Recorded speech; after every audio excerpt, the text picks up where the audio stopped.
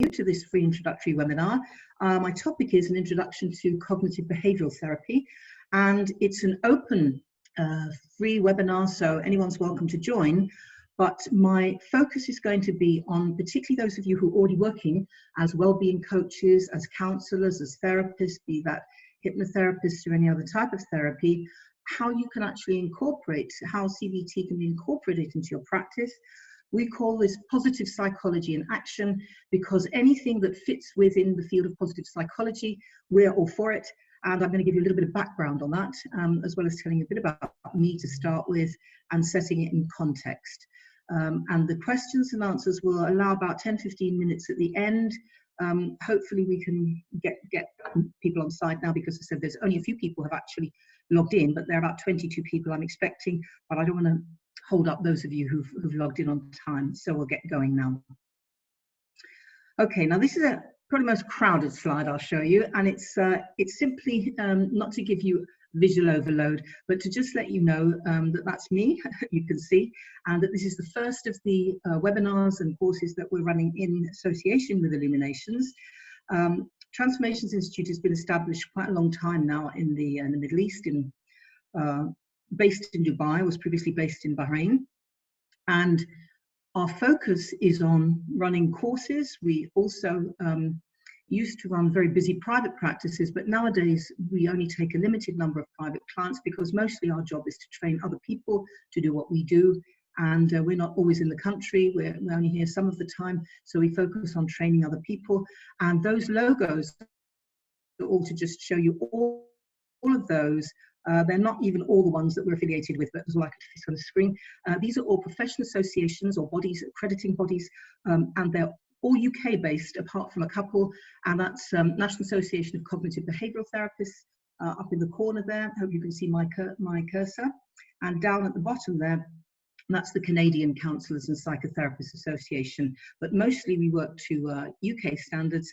And the other one there, which is NLP, Neuro-Linguistic Programming and Coaching, that's also based in the States. So everything we do that's not a webinar or a short introduction is actually an accredited course with an international body. So that's your indication of our professionalism. I've also got a slide here that says we're not just telling you what we do and that we're good, or that our students and graduates and clients think that it's successful, but we've also in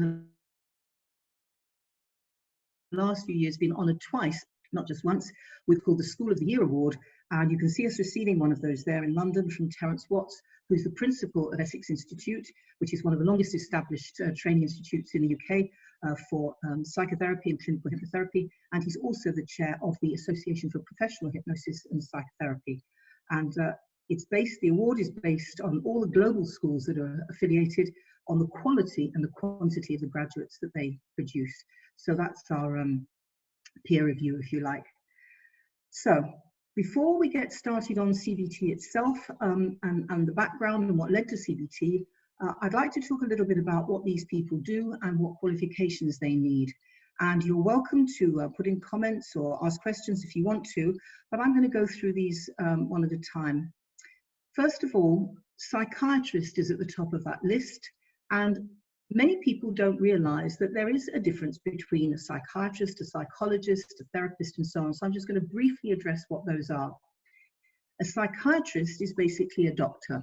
They're trained as a medical doctor, so they do the same anatomy, physiology, and medical training as any other doctor. And then if they want to become a psychiatrist, then they need to actually specialize in working with people with mental and emotional health problems. Now, many people don't realize that a psychiatrist is not trained in any kind of psychotherapy unless they happen to be at one of those schools that does include some of that.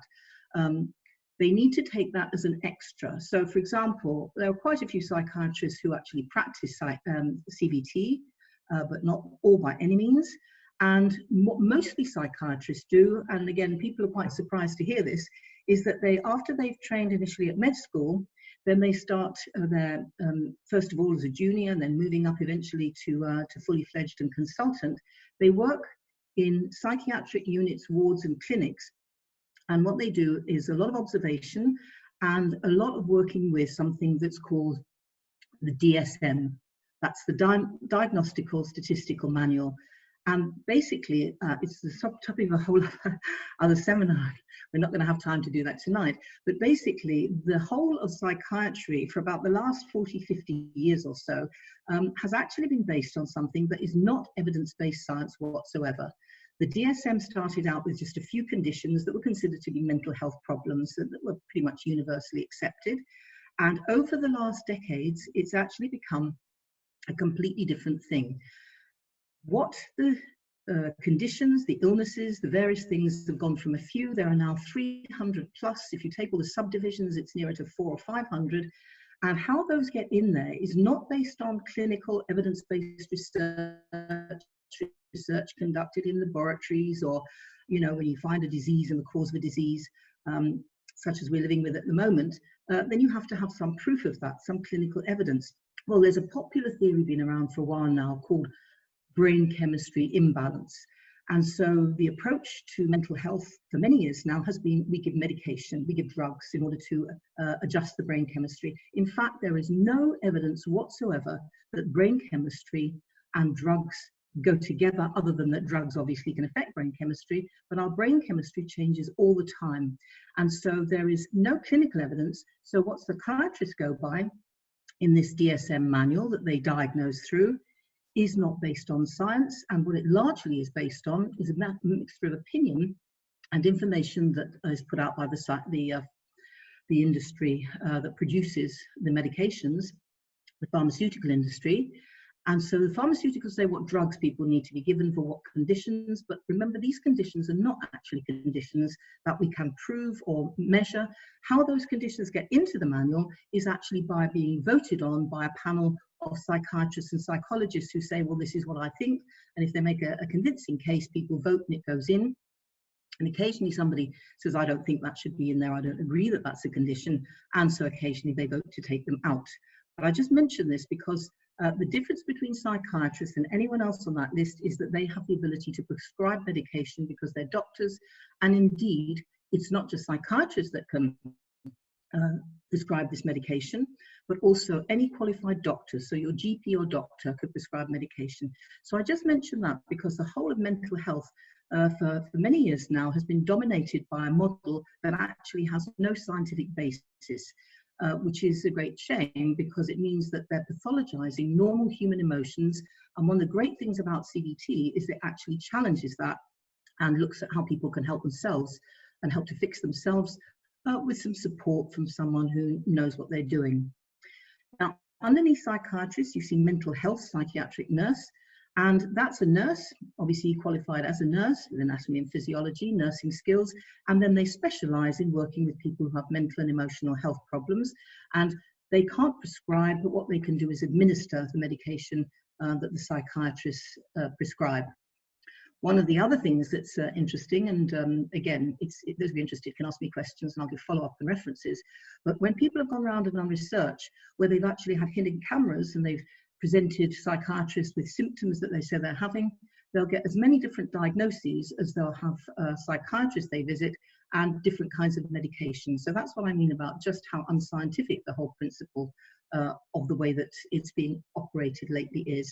Now, there are, of course, psychiatrists who do go and train in effective methods and do that, and we've trained many psychiatrists and nurses and people who are health professionals, but actually you don't need to be a medical doctor or health professional in order to be a therapist. Underneath those, we've got psychologists, and in fact, in some countries, including the UK, it's what we call a free word. So anyone could call themselves a psychologist, and you might say, well, where did you train? And you could say, well, the University of Life or the University of Hard Knocks. Well, obviously, no one's going to take you seriously as a therapist if you do that, but a psychologist properly is someone who's actually done a degree in psychology, and that's an academic degree. So that is not an applied skills course, that is an academic degree where you train in the theory and understanding of subject of psychology. So in order to be a practitioner, you need to do postgrad training, and that would be to be a clinical, educational, health, organizational, or any other kind of psychologist that you want to specialize in. And that usually takes at least a year to 2 years. It's sometimes a certificate or a diploma, very often a master's. So those people specialize in those areas. They do not have the ability or legal right, unless they're also a medical doctor who happens to study psychology as well. They cannot prescribe medication. So many people don't know the difference. So I'm just explaining that to put it in context. So a psychotherapist is someone who works, as you might expect, with helping people with mental, emotional difficulties. And there are many, many different kinds. In fact, there's a handbook, a textbook that we give to our students when they study with us that's about that big. It's got hundreds and hundreds of therapies and models and ideas about therapy in it. The one thing that it's missing in the latest edition of the Sage Handbook, certainly, is hypnotherapy, clinical hypnotherapy, which I think is a bit of a major omission, considering, as you'll see as we go through, actually hypnotherapy, hypnosis, was the very first modality that was used by the doctors and the psychologists, as they came to be known, neurologists, who were the ones who first started practicing psychotherapy. That was the first modality that they used. So to leave it out altogether, to me, is quite amazing, but it's left out of that list. So a psychotherapist in the UK is required to do at least 2 years of training, and there are some parts of the world, like some of the states and 1 or 2 countries in Europe, where to call yourself a psychotherapist, you have first got to have a degree in psychology and then do further training. But in most parts of the world, including the UK, that's not the case. You could come from any background, as long as you have a reasonable degree of education and life experience. It's about your willingness to study, therapeutic skills, how the mind works, and practical techniques that you can help somebody to actually improve their mental and emotional state. So many psychotherapists come from, as I said, many different walks of life, just as do hypnotherapists. In the UK, it's a 2-year training to call yourself a psychotherapist to be meet the criteria. 1 year as a hypnotherapist, and many hypnotherapists go on and do further training and eventually become hypnotherapists and psychotherapists and combine different modalities. I wanted to just say a bit about counselling, because counsellor is a confusing term, because originally the term counsellor, and it's mentioned in some of the holy books too, is someone who gives wise counsel, in other words, good advice. And so counselling is used in academic counselling, in careers counselling and so on. And that's people giving guidance and advice based on their understanding and knowledge and their ability to give people good advice. But counselling as a psychotherapeutic practice is actually one that's based on a different model, which is what's called person or client-centered counselling. And the job of the counsellor is not to give advice or guidance, but to actually encourage people to understand themselves, to accept themselves, and to come to terms with who they are and to feel better as a result of it. And a counselling training takes a minimum of 1 year or 2 years in some cases, and most counselling courses are delivered by private institutes, just like psychotherapy. There are a few colleges and universities that do them as postgrad courses, but most of them are taught by private institutes. Pastoral educators, people who work in education, in schools and with students, and give them support that's not just academic but personal support. So school counsellors are something that's becoming more popular and starting to introduce in the UAE. We've got social and community workers who work in those roles, but also need to have often counselling schools and do psychotherapeutic work. And finally on that list, we've got something a little bit different, coaching, because until the early 1970s, coaching was just a sports thing. It was something that you did to get better at sports. But since the 1970s, when life and personal coaching became popular and started to develop as a new way of working, coaches have an overlap with therapists and counsellors, but that's not their role. Their role is not either to give advice or to give guidance, but to actually encourage and support people to get better. So you could say that any one of those roles that you can see up till there, people generally who seek it out think there's something wrong with them, think that they need to be helped, whereas coaching is about people who want to get even better at what they do, to develop their potential. And there are people, if you look and Google on it nowadays, there's literally hundreds of people, areas rather, thousands of people who are working in the role of coaching, executive coaching, life, health coaching. And so people who are working in well-being and health coaching in particular can benefit from bringing CBT skills into what they do. They can all incorporate CBT into their work. So I'm going to say something now to put it in context. Some of you may have a background in psychology, some may not, some may know something about this, but it's overwhelming if you look at how many ideas and models there are. So I'm going to do my best to simplify it and put in these terms. The first is there's something wrong. Somebody has something wrong with them. They're having psychological, emotional, mental difficulties. And we regard this as what we call deficit psychology. There's something wrong with people. And probably someone you've all heard of, Sigmund Freud.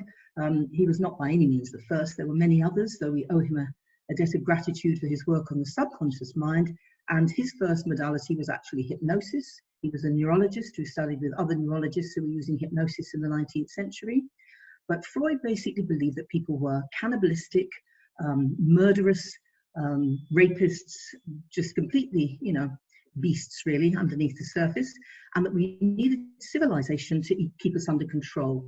But his idea was that sometimes we repressed our instincts so much that we actually got neurotic, and therefore we needed therapy to help us to sort out our drives, which in his view were mostly sexual. Others who were in the same sort of field of analytic therapy felt it was about power relations, others thought other things, but basically it's the idea there's something wrong with people. We've got then, there's something going on. Clearly people behave in certain ways and certain things affect and influencing them. And we would call that behavioural psychology. And one of the well-known people in that field, Frederick Skinner. So I'll say a bit more about behaviourism later, because cognitive behavioural therapy has come a long way since those early days. But we're watching behaviour, observing behaviour. Clearly there's something there.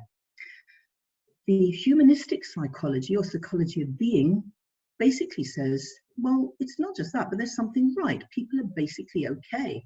They get messed up by experiences, by their lives in various ways, but actually underneath it, they've got a positive drive going on and they're okay. And the first person, one of the well-known people to develop this sort of psychology was Abraham Maslow. And you may have seen this pyramid of needs with the survival needs at the bottom, after that safety. So those kind of physical needs first, then we go into belonging needs, to have a social group, to have a sense of status in society, and at the top of the pyramid, something more. We need to express who we are as individuals.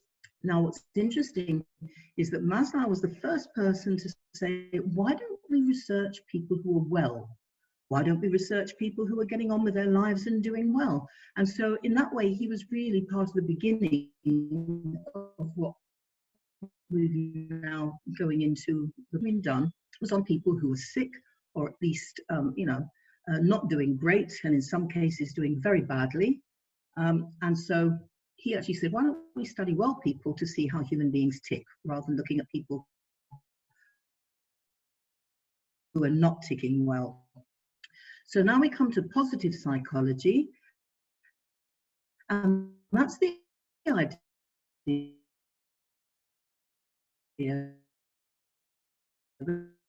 but not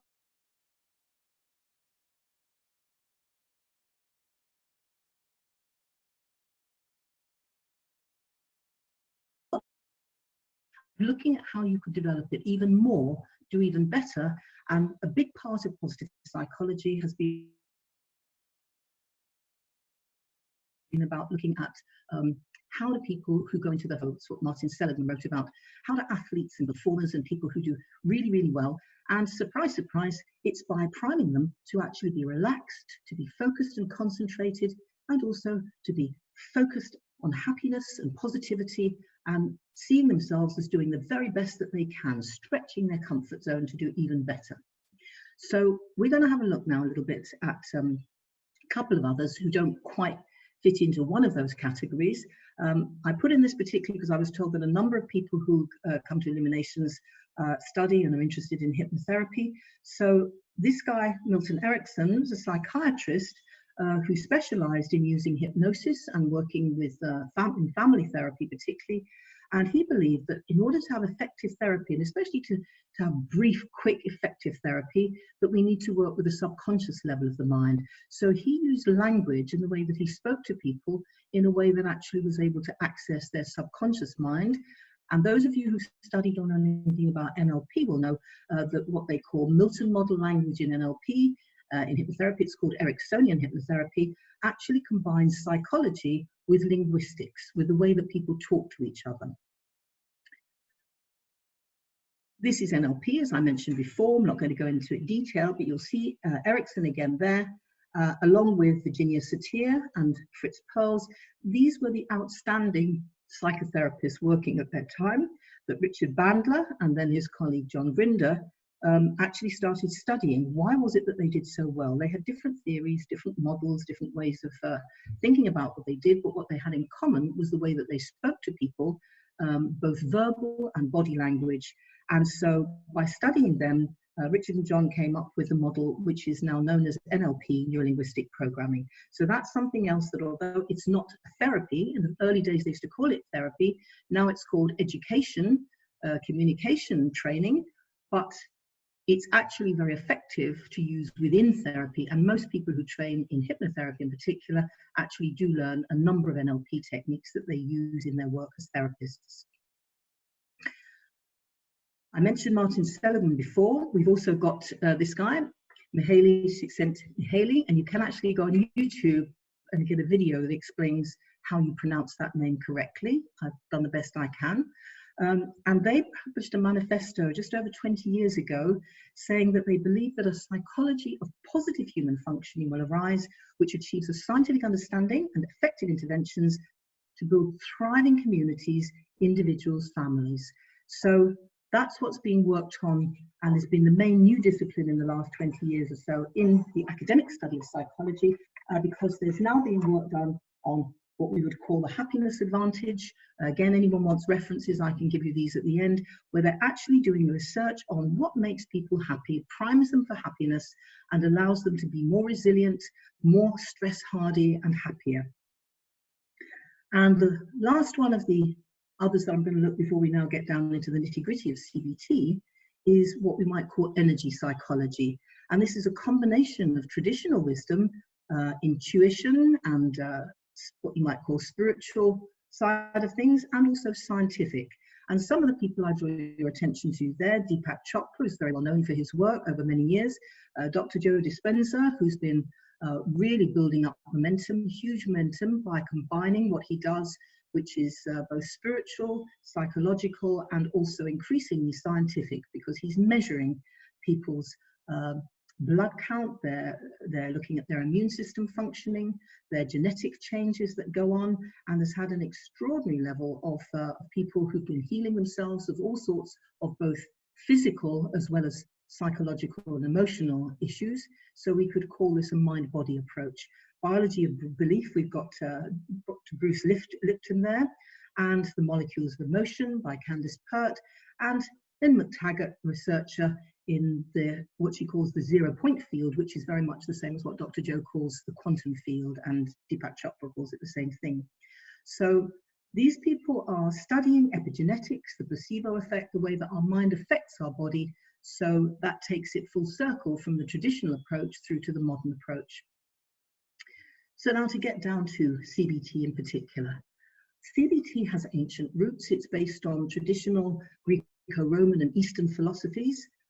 We use what we call an inductive Socratic approach to reasoning, and that means going from the specific to the general. So taking a particular thing and then chunking up and generalizing. Also the Stoic philosophy, the idea of resilience, the idea of staying calm in the face of adversity, of controlling and managing your emotions more effectively, and the four humus theory of personality in medicine, which is the idea that our personalities actually have an effect on our physical bodies and organs and vice versa. And this tradition, the traditional approach in philosophy and what we might call early psychology, is reflected in the latest versions of CBT, which includes mindfulness-based cognitive behavioural therapy, that's MBCT. And there is, in fact, a master's program at Oxford University, which incorporates Buddhist mindfulness practices into CBT. And one of the other later developments in CBT is what we call dialectical behavioural therapy. And a bit like the mindfulness-based approach, it incorporates mindfulness meditation practices into CBT. And the lady that developed this, Marsha Lynham, was actually working with people who'd been diagnosed as having borderline personality disorders, and she found that a combination of acceptance with the focus on change, which is very much a CBT focus in traditional in the CBT that's called now CBT, and so she incorporated mindfulness practice into her work there as well as doing group work, and has had some great successes with people with quite extreme forms of mental health problems. So you see the picture of the traditional figure known as Gautama Buddha, the original Buddha, who said, "We are what we think, all that we are arises with our thoughts, and with our thoughts we make the world."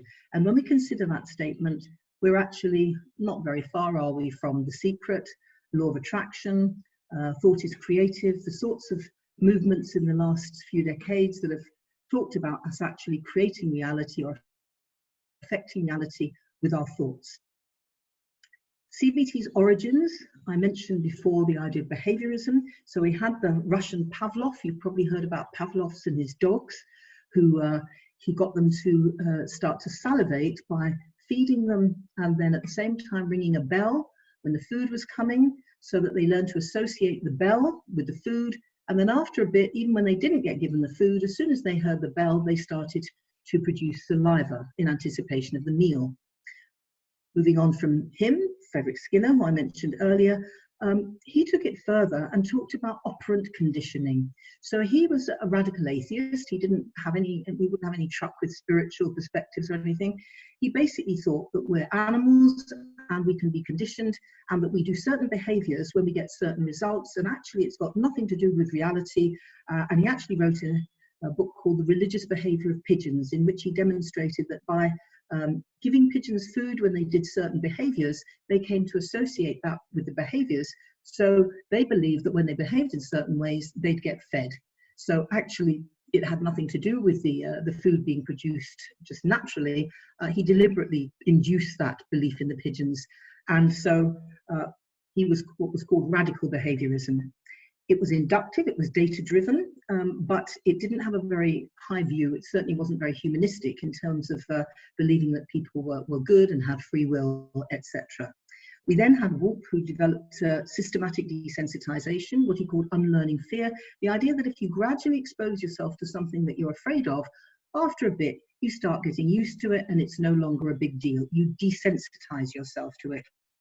And we have the multimodal approach finally on there. I've given a few other references too, but I mentioned, for those of you who know anything about EFT, emotional freedom techniques, that he's the one that developed the SUDS measure, which is the subjective unit of disturbance or dis-ease, your subjective evaluation of how uncomfortable you are psychologically or physically in terms of pain. So those are the origins of CBT, cognitive and behavioural, with the emphasis on behavioural at this stage. And now we come to CBT as it's largely practiced nowadays, and that comes out of a combination of the work of these two men here. What's known as the grandfather of CBT was a psychologist who was a radical humanist. He came from that humanist tradition I talked about earlier, and then he developed what he called rational therapy and then rational emotive behavioural therapy. He worked with, I don't know if any of you remember, old enough to remember, the Kinsey report, but Alfred Kinsey was the first person who did a systematic study of sexual behaviours across the American population and produced the Kinsey report, a taboo area for many societies to look at sex and sexual practices. So he was quite brave to do that work and to produce the report, and Ellis worked with him. He, as a psychologist, studied psychoanalysis because he wanted to be able to help people, his clients, more effectively. But what he found was that it wasn't effective, so he broke with it and decided to develop a more active, new kind of therapy, which was more directive, more interactionist, and where the therapist's job is to help the client to understand that their core irrational beliefs are what leads to emotional pain, what we would call catastrophizing, and something called the ABC technique. Beck was a bit younger, so he's sometimes referred to as the father of CBT. And he was not a psychologist, but a psychiatrist. So he started out as a doctor. But like Ellis, he went on to train and practice in psychotherapy. He wanted to be able to help people more effectively. He, like Ellis, found that psychoanalytic theory was inadequate to account for his findings when he worked with his patients or clients who were depressed. And he went on to develop a model of cognitive processing, where he taught clients to identify and change their negative thought patterns. He also developed a number of what are called psychometric instruments. These are things like questionnaires, where you identify and place people on a scale for depression, anxiety, suicidal ideation. And many of his scales and assessment tools are used now. They're very popular. So he pioneered what he did was using his cognitive therapy, as he called it. What's interesting about these two guys is that they both developed very similar ideas, very similar models and techniques that they actually then taught and used with their patients, clients. I say patients because doctors are what see patients, and clients is what we usually call people we see if we're therapists. So they didn't meet until very late on in life. They both did their own work and were very effective. And then eventually there was actually an organized meeting with an audience where the two men got involved in dialogue. And they both agreed that they had a great deal in common in their approaches, constant references to experimental research, to test their hypotheses, to have a really sound clinical and evidence base to their theories. And they got on very well and agreed it would be really good to start working together and sharing their approaches together and to set up a series of collaborations. Unfortunately, that didn't happen because Ellis died soon after that meeting. But Beck is still going. He's approaching 100 now and is still active.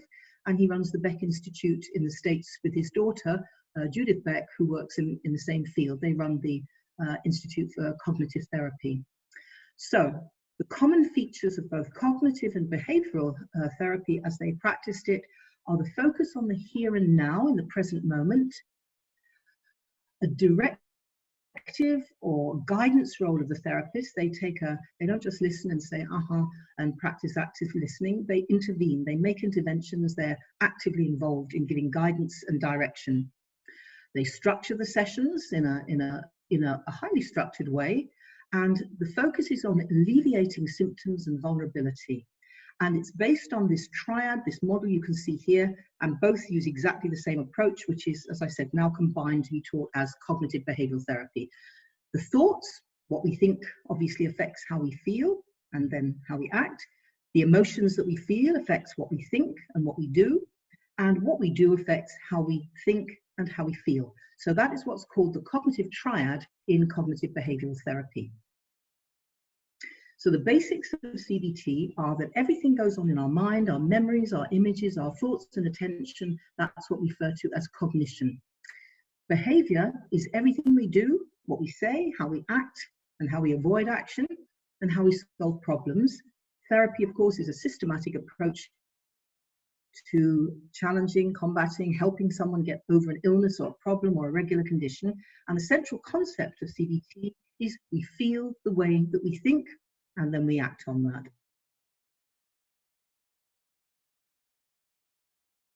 CBT is also interested in what motivates the operant conditionings, what other people do to us that we react and respond to. And there's social cognition, what's expected of us by society and culture that we live in. Intrinsic is, of course, the most effective form of motivation because there is also an element of social cognition. We want to be accepted and loved. There's our biology that obviously affects us. You know, if you're poorly nourished or not got enough sleep, then you don't tend to think clearly or feel well, and it will affect your state. And there's spiritual, which is something that's more than we can actually explain just materially. Now, cognition and affect, most people will probably understand those. Cognition is thoughts, affect is emotions. Conation is how one acts on one's thoughts and feelings.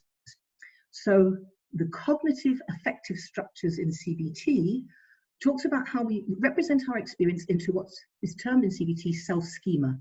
These are well-developed concepts about ourselves that derive from our experiences and our interpretation of our experiences. And we hold self-schema for particular domains that are personally important to us for which we have well-developed concepts of ourselves, so we generalize. And this is why if you're an NLPer, you'll see that there's a lot in common between CBT and NLP in terms of generalization, deletion, and distortion, as it's called in NLP. So for example, we have a schema, an image of ourselves, a package of self-knowledge that says, I'm a friendly person, I'm a people person. Or we may have one that says, I don't trust others, I'm shy, I'm quite an introverted person. So we organize and direct the processing of whatever information comes our way through these schemata and create a package of self-knowledge that we then start to run on autopilot. In terms of negative schemata, Beck did research in the 60s where he found a significant correlation between the severity of depression that someone suffers that they have. He found a strong correlation between people who have a negative view of the future and a negative view of the self. And this supports his view of the role of the cognitive triad in depression. So they have a negative view of the situation, a negative view of self, and a negative view of the future. And in fact, this isn't just something that's got correlation, but further research, as you'll see at the bottom there, indicates causation. If you have any of those at play, then there is a link to the others. And the more you run those three negative ways of looking at life and about things, the more depressed you become and get stuck in a very low state. The goals of CBT and the purpose of it is to identify first what are the thoughts and beliefs that you have by self-monitoring and education in order to raise your own self-awareness and the understanding and the relationship between your thoughts and your feelings and your behaviors. As I said earlier, CBT's intention is to get people to become their own therapists, to understand themselves, to become a detective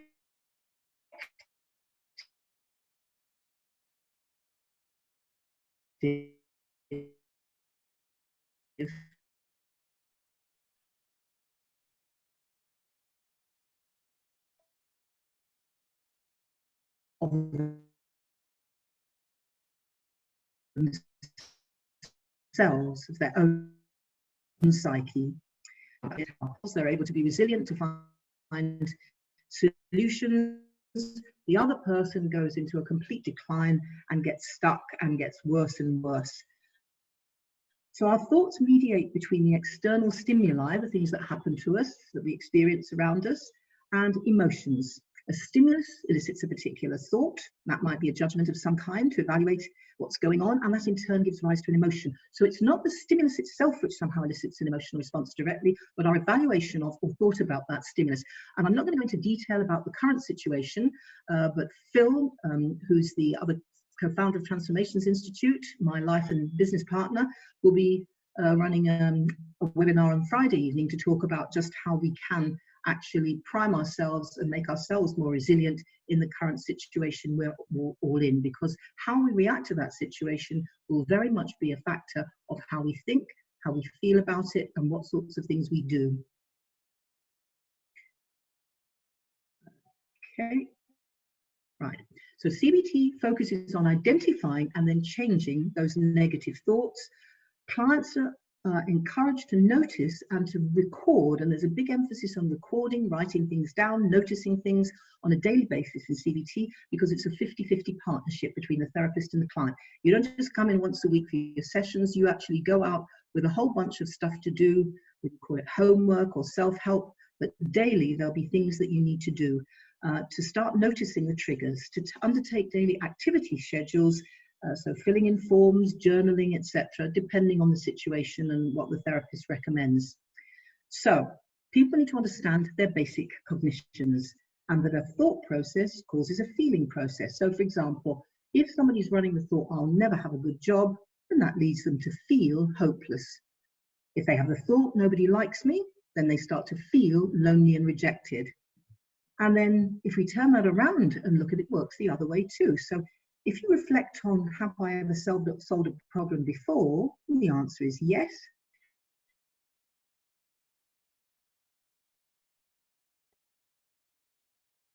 Then you can tell yourself, I have solved problems before, and that immediately induces a different emotional state. Normalized. The therapist's job is to get the client's depression scores back into the normal range using a series of behavior techniques, and this is where you can bring in your other modality, the happiness advantage, daily practices, whatever it is that you know about and can work with, can be used as behavioral techniques. So breathing to induce the relaxation response, to switch on the learning sensors in the brain to allow us to experience alpha or even delta wave.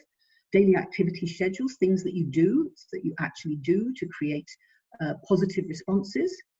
Pleasure ratings, to start noticing what things you enjoy and what you don't, and how much you enjoy them or not, so that you start to see it's not just all black and white, yes or no, on or off, but there's many shades of color between. And very rarely is there just a choice of one or the other thing. The experiments can include controlled exposure, where you start to gradually face things in small bite-sized chunks, not all in one go, not being overloaded and shocked with them, but actually starting to normalize your responses to those triggers. The second part is to change the program. Part one is to identify and challenge the negative automatic thoughts that we run, analyze the errors in logic which depressed people normally make. So anyone who's in a bad way emotionally and psychological is making usually a lot of logical errors because they're making assumptions and generalizing without actually doing reality checks. So in CBT, there's a big emphasis on checking out reality, actually challenging those negative thoughts, using Socratic inductive questioning and guided discovery to challenge and rewrite those thoughts in a more balanced way. 5 sessions minimum to learn to identify and challenge the automatic negative thoughts.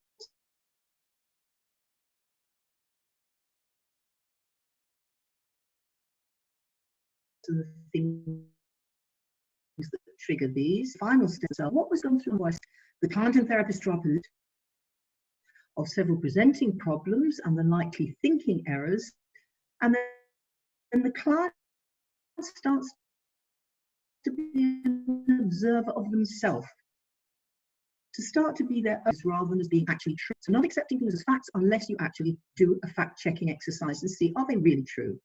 Alternative ways of thinking can be substituted for the original negative automatic thoughts that are more balanced and reflect the client's experience more accurately. And then there's a final 5 sessions to work with deeper core beliefs and schema. That's to say at the level of the unconscious or subconscious mind. And this is where if you have hypnotherapy skills, it can be very useful and works together very beautifully as a team. Negative automatic thoughts sound plausible, and they're generated around specific themes such as I'm not good enough, I'm worthless, I'm never going to change. And the client learns to capture these thoughts. They can record it on a voice-activated dictaphone or on their mobile, or they can write them down. The advantage of writing things down is that when you write things down, it actually stimulates a different part of your brain than the part of your brain that's stimulated by thinking about things. So it actually tends to switch you over into being more rational, to use the left brain. 5 sessions.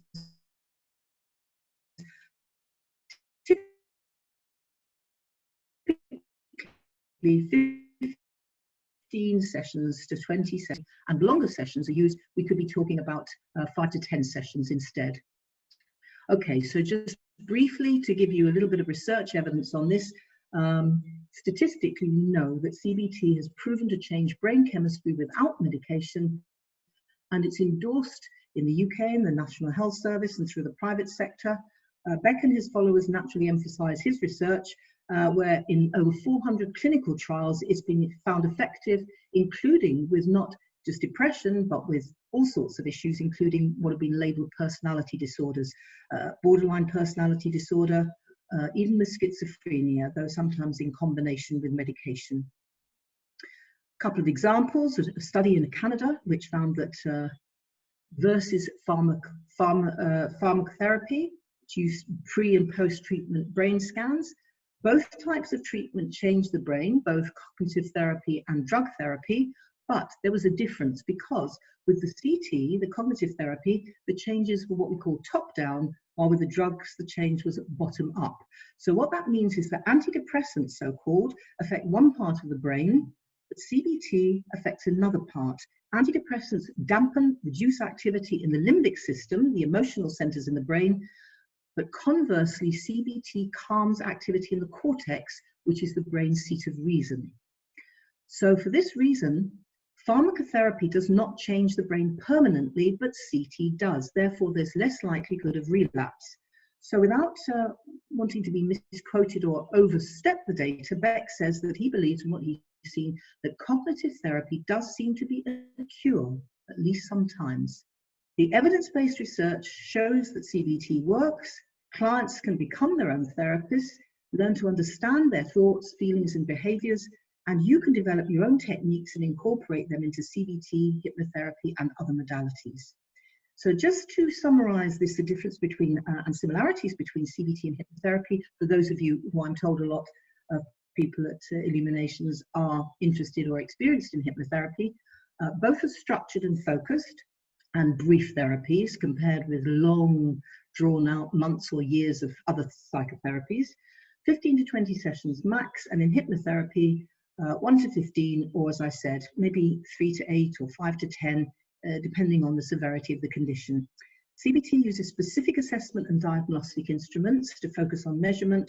Hypnotherapy, usually hypnotherapists have some sort of preliminary questionnaire, but the questioning style and the way they run the pre-talk before doing the hypnosis session varies according to the therapist, their training and their approach. Reframing uses conscious awareness to assess core negatives against reality. Hypnotherapy uses reframing, using parts therapy, ideally getting the conscious and subconscious mind to work together as a team to focus on a single idea. CBT focuses on the specific negative thoughts and seeks to challenge and replace them with positives. Hypnotherapy does exactly the same. CBT sets a series of structured goals for change. Hypnotherapy does as well, but less structured usually. CBT gives clients homework tasks, self-help to do, exercises on a daily basis to reinforce the new behaviors over time and controlled exposure. Hypnotherapists, some do, some give their clients audio to listen to, some tasks to do, but others don't, and others rely on just giving the suggestions in the session or using NLP techniques to get an instant cure or fix. Both use the SUDS and shifts measures, but CBT always does, whereas hypnotherapy sometimes does. And CBT does not revisit the past or conduct regression because the focus is on the here and now and the future. Hypnotherapy does look at the past and conducts regression and analytic work, including parts therapy to clear that, and certainly should not, when CBT can be used whilst a client is taking medication for psychotherapy. I'm talking about psychotropic medications here, not other kinds of medication, but hypnotherapy should not do analytic work, only suggestion work and relaxation response work when a person's on medication. Both are active and directive. Hypnosis is not always directive, but it can be. They're both time limited, so they're brief therapies and they're very structured, particularly CBT. They're both problem-solving and solution-focused approaches, and research today shows by combining the two of them, the addition of hypnosis substantially enhances treatment outcomes in CBT therapy. So that's why we encourage people to look at both hypno-CBT or cognitive hypnotherapeutic therapy. There's various different labels people give it, but it means basically using CBT to work with a conscious mind and hypnotherapy to work with the subconscious or unconscious mind. So we encourage people to do further research. Both, what I want to end with is that CBT is very flexible, it changes maladaptive and rigid conditions, and it's client-centered, as is any form of good, positive psychology-based therapy. And you can see from that list there, they're all the same sorts of things that other things like hypnotherapy says we can help with, but down at the bottom in particular, eating disorders and OCD, these sorts of issues actually are far more easily treated, more effectively treated when CBT is brought into the mix. Okay, so the final slide to show you is that we are, for those who are already got a background in sort of well-being profession. I've got the details up there. The dates also have been given so far. There may be a change, but if they are, it'll be on the Illuminations website. So this isn't for complete beginners. It's for those who've got some experience in related fields. If you're not sure, then you can reach out to me and I'll advise you on that. There is a discount for 6 people who register for that course, and for diploma and advanced counselling for many years in the Middle East very successfully. But we're now developing a new course, which is a 2-year course, UK accredited diploma in integrative psychotherapy and counselling, which will include training in CBT. So now it's time for any questions that people may have. I'm a bit concerned there's been nothing coming up in the boxes, so I hope we have still got everybody with us, and I haven't just been talking to myself for the past 50 minutes. So if anyone's got any questions, any comments, please either type them in, or you can switch off your, you can switch on your audios if you want to, and then I'll be able to hear you. So if you've got anything to say, to ask, please do.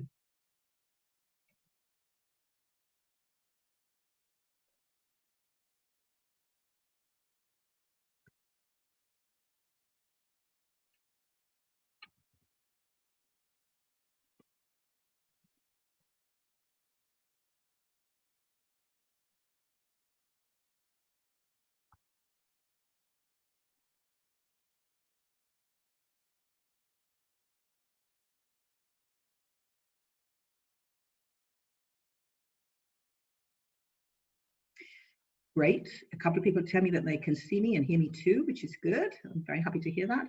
Anything else? Anything anybody would like to ask? Anything? Anyone got any questions or any comments? Please go ahead. And whilst I'm waiting, if there is anybody who wants to put in there, you know, I'm doing another webinar next Monday at a similar time, and that will be looking at emotional intelligence and looking at some other aspects, the universal expressions of emotion and what emotional intelligence is all about. So I'll be doing that. Yes, Queen Chu has asked me, so we will have a diploma after taking the 3 weeks course. Yes, if you have already got experience or qualifications or training in a relevant field of well-being, as I mentioned earlier, if you're a well-being coach, if you're a health professional, if you're a therapist, a hypnotherapist, a counsellor. So then if the answer to that is yes, then you will.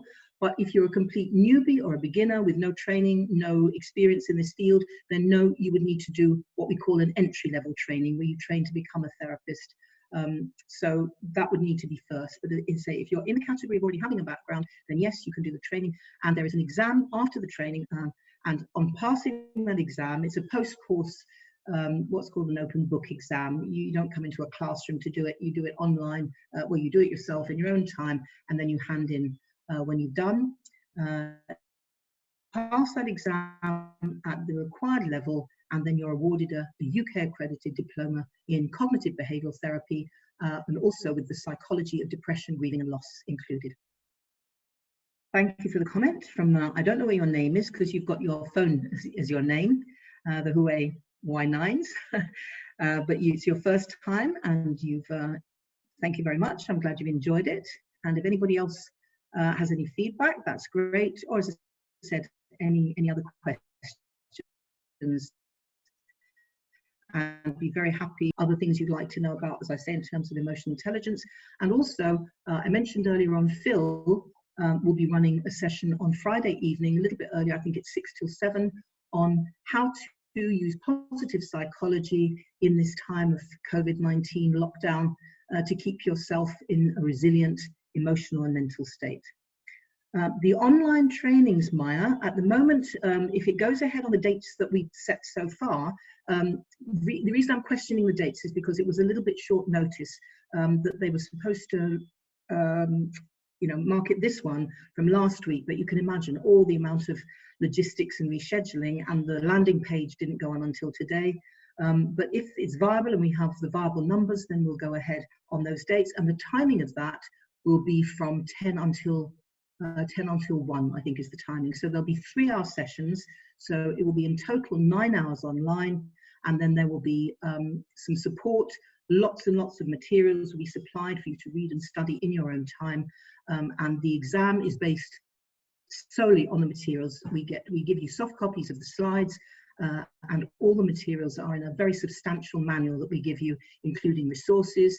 There are even some hypnotherapy scripts in there that could be read or used by people who aren't even, you know, clinical hypnotherapists by training, but could use and incorporate into their CBT. There's all the forms that you need to use with clients, so it's extremely practical and thorough. So you're saying, I'm a clinical hypnotherapist, soon to be, expecting to get my qualification in 6 months, in case I'm qualified to receive it. Now, what I'll say to you, Preeni, about that is you'd be welcome to do the training online and complete the training. And then once you've got your clinical hypnotherapy qualification, as long as you've actually submitted and passed the exam, then we will then issue with the diploma. We couldn't give you the actual diploma certificate until you've completed your hypnotherapy training, because the qualification can only be given as a diploma to those who've already completed some form of entry-level training. So yes, you can do it, but as I said, thank you, Sangeeta, as well. How can you register for the online training? You can go to Illuminations. They should have it already today. I'm not sure how clear it was, because as I said, they're really working flat out to get everything sorted online because of having to cancel all the seminars and workshops and so on. But it should be able to click online. If you have any problem, just contact Illuminations. Their WhatsApp and their phone messages numbers are on the website, and then you should be able to just you know, to click online and pay online to register for that course. That was from Maya, the question about registration. Anybody else got any questions? Someone called Inez has popped up, but I can't see a question. I'm hoping you can. Right. Okay. Right. I've got Maya. Can an NLP and wellness coach be qualification for diploma of 2 years? The diploma, the new 2-year diploma, is that what you're talking about? Because if you're talking about that one, I interview everyone who wants to do the 2-year course once we've got it sorted and up and running. You know, we were hoping to start it later this year, but who knows? At the moment, because of this situation, it may have to start in 2021, because although obviously some of that will be done online, it's blended learning, it has to be taught face-to-face for a number of things. It can't be done purely, because the British system requires at minimum, for example, hypnotherapy of 120 hours in the classroom, and our course is practically 160 hours per year, and psychotherapy, as I said, is done over 2 years. So if you're asking me, in order to get on that diploma, would you, as an NLP practitioner and wellness coach, be eligible? Yes. In fact, anybody is eligible if I interview them and I believe that they have the right attitude, sufficient ability to be able to study, self-study, to follow up, to do written and assignments, to do the practical work. Then we will take anybody at all. They don't even have to have a first degree. Some do, some don't. They don't have to have any particular background, because in that course, over a period of 2 years, you will learn to do. And that's true of many of the universities, for example, and institutes in the UK who do run similar sorts of courses. Well, there's nothing quite like ours. There's one or two more similar. It's not about, as I said, what your background is, if you're a psychologist or already a coach or a wellbeing professional. It's about your attitude, your willingness to learn,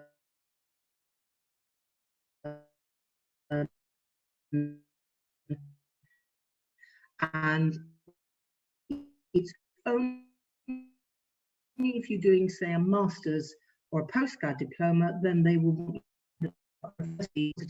psychology, the British university that we recommend, because we know some of the staff and it's a great course, and they didn't have a background, but because they've had the English psychology. So I hope that answers your question, Maya. I don't know if anybody else has got any other questions.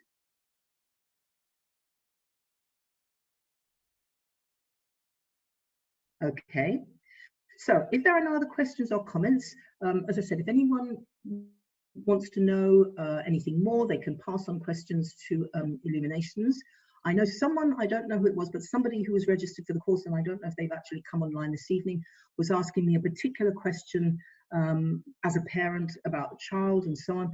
I can't obviously undertake to do that kind of detailed, in-depth guidance work in a general public free webinar like this, but if anyone has got wants to talk to me privately or wants to book a consultation with me, then they can do that through Illuminations. Actually, if you've read the website and the description about me, we were residents in Dubai for a number of years, before that in Bahrain, so we spent nearly 2 decades in the Middle East, but the last couple of years we've actually transferred our base to our centre in Morocco, and we also have a base in the UK. And so we've only been spending a certain amount of time of the year in Dubai. So we were in Dubai from late Feb and due to be leaving again in March. And we were a student of ours. It's pretty good.